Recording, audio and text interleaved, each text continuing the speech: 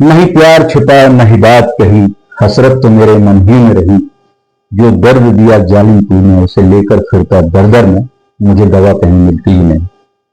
जी, आज चीन में एससीओ का महासम्मेलन समाप्त हुआ और जब आप ये खबर पढ़ रहे होंगे तब हो सकता है कि देश के प्रधानमंत्री हिंदुस्तान आ गए होंगे। मीडिया बहुत जबरदस्त तरीके से प्रचारित कर रहा है कि जो पेंजियांग का सम्मेलन था वो पाकिस्तान के मुंह पर बड़ा करारा तमाचा था। चीन की धरती से भारत ने पाकिस्तान के खिलाफ एक ड्राफ्ट तैयार करवाया और उस पर सभी ने लानत मनानत भेज दी पाकिस्तान को। लेकिन एक बिटवीन द लाइन जो खबर है वो शायद ही कोई बताएगा, हम आपको मधुसूदन के इस डिजिटल प्लेटफॉर्म पर बता रहे हैं। वो लाइन ये है कि ईरान पर जो इजराइल ने हमला किया था उसको लेकर भी एक संयुक्त घोषणा पत्र तैयार हुआ और भारत ने उस घटना का, जो इजराइल ने ईरान पर हमला किया था, उसकी पहली बार निंदा की। रूस, चीन के समेत सारे देशों के लोग उसमें शामिल थे और पहली बार भारत ने निंदा की है। वो इसलिए भी बताना जरूरी है कि जब जून में ही समिट हुआ था तो उस समय भारत ने मना कर दिया था, तटस्थ की भूमिका में आ गया था भारत। लेकिन ट्रंप टैरिफ का ऐसा कुछ प्रभाव पड़ा कि इस बार जो दोस्ती का हाथ देख रहे हैं आप इजराइल के साथ, बेंजामिन नेतन्याहू के साथ, वो दोस्ती भी मोदी को तोड़नी पड़ी। लेकिन इसका सबसे बड़ा खामियाजा किसको होगा, यदि हम इसको समझना चाहें तो एक शेख हैं अंबानी, जिनके लड़के अनंत पर वनतारा के मामले में 12 सितंबर को एक्शन टेकन रिपोर्ट आएगी सुप्रीम कोर्ट में। 15 को उस पर कार्रवाई होगी। 12 तारीख को ये अंबानी मिल रहे हैं ट्रंप से, ऐसी जो खबर है। लेकिन ये जो इजराइल के साथ जो भारत की यदि गतिरोध बने, जिसकी पूरी संभावना है, क्योंकि जिस प्रकार से भारत ने निंदा की है इजराइल इसका प्रतिसाद जरूर लेगा, तो एक और सेठ हैं अंबानी, उन पर और भारत की अर्थव्यवस्था पर बहुत बड़ा प्रभाव, दुष्प्रभाव पड़ने वाला है।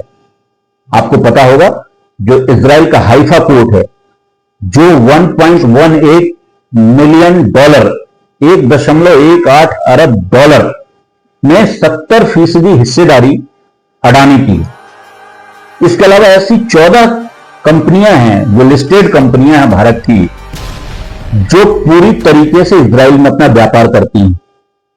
और टीसीएस, जो टाटा कंसल्टेंसी कंपनी है, वो तो इजराइल का पूरा डिजिटल कमांड करता है। इसके अलावा बहुत बड़ी बड़ी कंपनियां हैं, उसमें सन फार्मा है, डॉक्टर रेड्डीज है, ल्यूपिन है, एनएमडीसी है, कल्याण ज्वेलर्स है, टाइटन है, विप्रो है, टेक महिंद्रा है, इंफोसिस है, एलएनटी है। ऐसी जो कंपनियां हैं जो भारतीय बाजार में या यूं कहें विश्व बाजार में जो निवेश पर चलती हैं, इन सारी कंपनियों का इजराइल से सीधा संबंध है। अब हुआ यह कि रूस और अमेरिका की दुश्मनी के बीच चीन को खुश करने की कोशिश में मोदी साहब ने इजराइल को बैठे बिठाले अपना दुश्मन बना लिया। भारत की जो नीति है अभी वर्तमान की विदेश नीति, उसे सरल शब्दों में यूं समझिए कि यदि मेरी किसी अपने पड़ोसी से दुश्मनी हो गई है, तो मैं उस दुश्मनी को नीचा दिखाने के लिए उस मेरे पड़ोसी की जिससे दुश्मनी है उससे अपनी दोस्ती करूं। ये लगभग वही स्थिति है, क्योंकि हम एक शॉर्ट टर्म फॉरेन पॉलिसी पर काम कर रहे हैं। लॉन्ग टर्म हमारा कोई असेसमेंट है नहीं फॉरेन पॉलिसी का।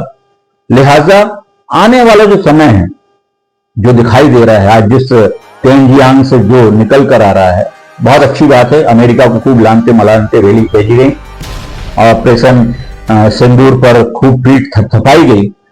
लेकिन अब समय यह है कि समझें आप कि इजराइल को लेकर जो हमारी दुश्मनी की बीजारोपण चीन की धरती से हुए हैं, उसका दुष्परिणाम भारत की अर्थव्यवस्था पर कितना कठिन पड़ने वाला है।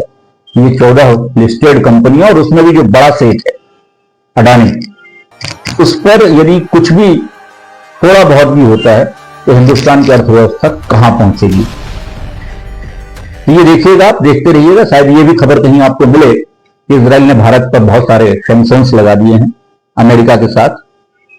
ये आपको जानना इसलिए जरूरी है कि देश की अर्थव्यवस्था के साथ आपका अपना निजी हित ही जुड़ा होना चाहिए।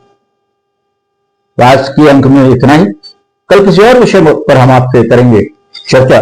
तब तक आप अपना बहुत ख्याल रखिए, क्योंकि जब आप अपना ख्याल रखेंगे तो आप समाज का ख्याल रख पाएंगे, देश का ख्याल रख पाएंगे। आप देखते रहेंगे एमएस न्यूज और नमस्कार।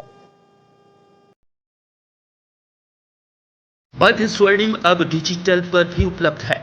लॉग ऑन करें www.madhswarnim.com।